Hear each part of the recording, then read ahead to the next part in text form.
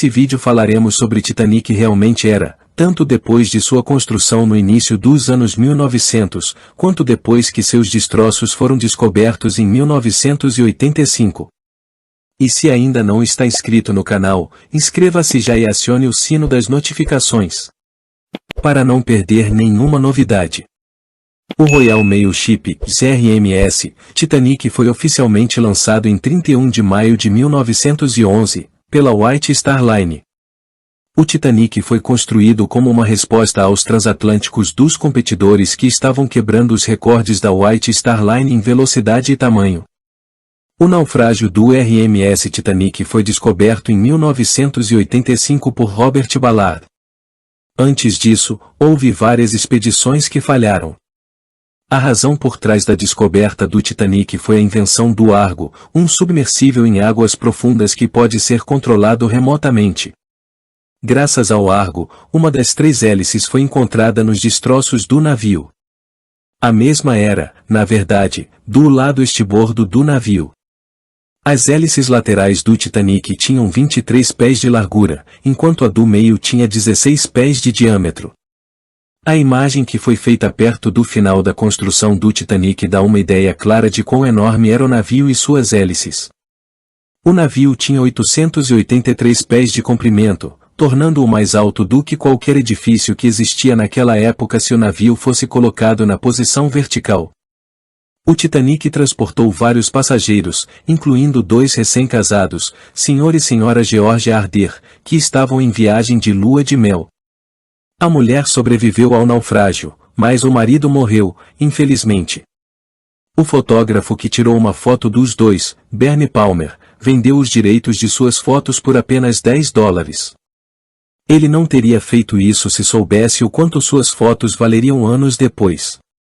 Quando o Titanic e seu navio irmão Olympic foram construídos, eles eram os maiores navios criados até então. Naquela época não havia nenhuma via de circulação que pudesse acomodar sua construção. Então, para seguir em frente, a empresa teve que construir uma rampa gigante primeiro. A rampa de lançamento foi chamada de O Grande Pórtico e custou cerca de US$150 mil. O leme é uma das partes essenciais do navio, usado para dirigir esse transporte gigantesco. O leme do RMS Titanic era enorme e pesava mais de 20 mil libras. Quando comparado a todos os outros navios no cais, o Titanic realmente se destacava. Porém, mover a estrutura gigantesca da terra para a água foi um processo bastante desgastante. O processo em si durou apenas 62 segundos, mas, para completá-lo, foram necessárias 23 toneladas de lubrificantes. Óleo de trem, sabão e graxa foram usados como lubrificantes. O RMS Titanic deixou Belfast com a ajuda de rebocadores. 5 rebocadores foram necessários para guiar a grande embarcação para fora do cais. Isso foi feito durante um teste no mar, que é uma das fases de teste perto do final da construção de um navio. Havia cerca de 700 tripulantes no Titanic. Edward J. Smith, o homem de barba branca no meio da fila da frente, era o capitão do navio. Havia rumores de que a viagem inaugural do Titanic seria sua última viagem antes da aposentadoria. Os outros homens apresentados na foto são vários oficiais e engenheiros, incluindo o engenheiro-chefe. Edward John Smith era o comandante da companhia de transporte White Star Line e também o capitão do RMS Titanic. Existem vários relatos das últimas palavras e ações de Smith, bem como sua morte no desastre. Mas todos sugerem que suas ações finais foram verdadeiramente heroicas. Algumas pessoas culparam o capitão Smith pelo incidente, sugerindo que ele erroneamente correu através do gelo a toda velocidade. No entanto, ele foi exonerado postumamente já que o que ele fez era uma prática comum na época. Vários dos sobreviventes alegaram em suas cartas que o capitão Smith estava bebendo logo antes do incidente. A carta de um sobrevivente escrita a bordo do navio de resgate Carpathia foi vendida em um leilão em 2012. O infame iceberg foi a causa do naufrágio do Titanic. Ele quebrou o lado do navio gigante e perfurou todos os 5 estanques da nave que deveriam mantê-lo à tona. Esta foi provavelmente uma das 350 cabines de solteiro de primeira classe. Havia também 39 suítes privadas disponíveis no navio, e cada uma tinha um banheiro privativo além do quarto. Algumas suítes privadas até incluíam closets e eram decoradas de acordo com o estilo luxuoso da monarquia francesa. O RMS Titanic foi carregado com quase 6.000 toneladas de carvão para sua viagem inaugural. O navio queimou cerca de 690 toneladas por dia e pessoas tiveram que trabalhar dia e noite para cavar carvão em caldeiras, a fim de criar energia a vapor. O Titanic tinha 20 botes salva-vidas no convés que poderiam transportar cerca de 1.200 pessoas na capacidade máxima. Embora a capacidade fosse maior do que a exigida na época, ainda era menos da metade da ocupação da embarcação, que era cerca de 2.500, incluindo os passageiros e a tripulação. Mais de 700 sobreviventes foram resgatados por um transatlântico chamado Carpathia. Os sobreviventes estavam no meio do oceano, sofrendo de estresse e hipotermia. A tripulação do transatlântico imediatamente entregou aos sobreviventes algumas roupas quentes. Foram tiradas fotos de botes salva-vidas cheios de passageiros fugindo do navio afundando. Mas há uma triste história por trás deles.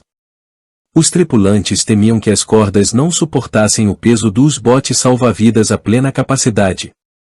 Assim, muitos dos botes salva-vidas foram lançados abaixo da capacidade. O primeiro bote salva-vidas que foi lançado estava com menos da metade de sua capacidade para 65 pessoas, e outro saiu com apenas 12 pessoas a bordo. Passageiros a bordo do transatlântico Carpathia tiraram algumas fotos dos sobreviventes sendo resgatados dos botes salva-vidas. Carpathia foi o navio que respondeu a um sinal de emergência e veio para resgatar os sobreviventes. Apenas cerca de 700 pessoas foram realmente resgatadas. Depois que os passageiros foram trazidos de volta ao Pier 54 sãos e salvos em Nova York, todos os botes salva-vidas ficaram vazios. Este cais, na verdade, pertencia ao White Star Lines. Você já se perguntou o que aconteceu com o iceberg, que foi a razão pela qual o Titanic afundou? Bem, nada demais, permaneceu flutuando onde estava. Mas marcas pretas da pintura do navio foram deixadas nele. Muitos acreditam que se o Titanic tivesse colidido com o iceberg de frente, ele não teria afundado. Uma das partes mais maravilhosas do Titanic foi sua grande escadaria, que também foi reproduzida no filme. Olímpico, navio irmão do Titanic, tinha praticamente o mesmo.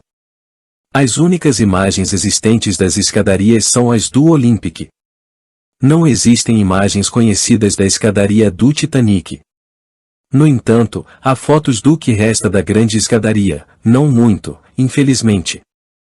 Enquanto o filme Titanic foi filmado, James Cameron afirmou que a escadaria replicada por ele se desmembrou da construção e flutuou para longe.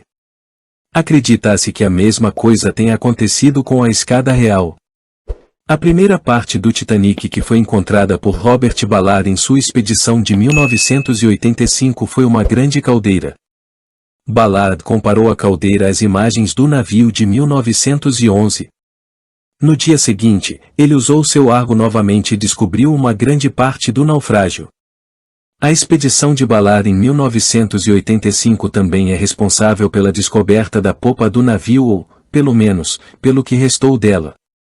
Até o naufrágio ser descoberto, muitos cientistas não acreditavam que o casco do navio tivesse partido pela metade antes de o navio afundar.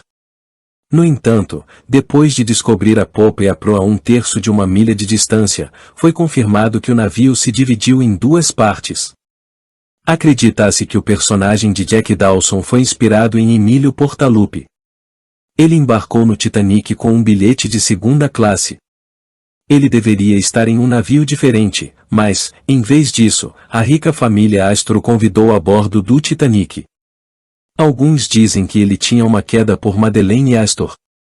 É impossível mencionar o verdadeiro Jack sem dizer nada sobre a verdadeira Rose. Madeleine Talmadge Astor era a esposa de John Jacob Astor IV, um magnata dos negócios.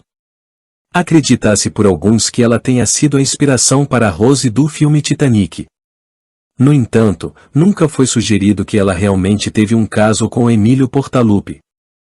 John Jacob Astor IV foi a pessoa mais rica a morrer no naufrágio. No início dos anos 1900, ele era uma das pessoas mais ricas do mundo.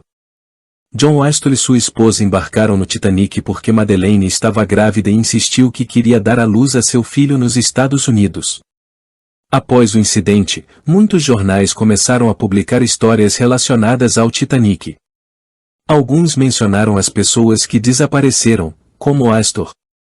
Na época da morte de John Astor IV, seu patrimônio líquido era de US$ 87 milhões, o que equivale a cerca de US$ 2,16 bilhões nos dias de hoje.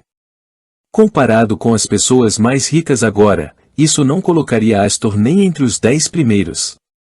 E se ainda não está inscrito no canal, inscreva-se já e acione o sino das notificações, para não perder nenhuma novidade. Obrigado por assistir o vídeo e até a próxima.